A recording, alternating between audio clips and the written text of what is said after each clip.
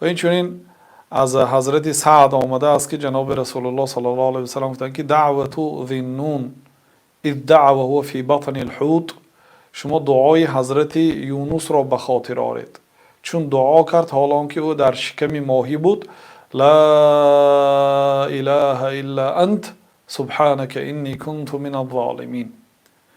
غیر تو ای الله دیگر معبودی بر حق نیست، دیگر الهی بر حق نیست، دیگر پروردگاری حقیقی نیست. این دیگر اینا پروردگاری دروغین هستند، این بت و هیکل ها. الهی حقیقی، پروردگاری حقیقی این تو هستی، غیر تو دیگر معبودی بر حق نیست. سبحانک تو پاک هستی از تمام صفت های پست، عیب و نقصان. انی کنت من الظالمین، من از جمله ظالم ها شدم، یعنی من گناه کردم، من خطا کردم. بعد پیامبر صلی الله علیه و سلم میگه فانه لم يدعو بها رجل مسلم في شيء قط الا استجاب الله له. با همین دعا کدام مسلمان اگر دعا کند مگر الله تعالی دعایش را قبول میکند.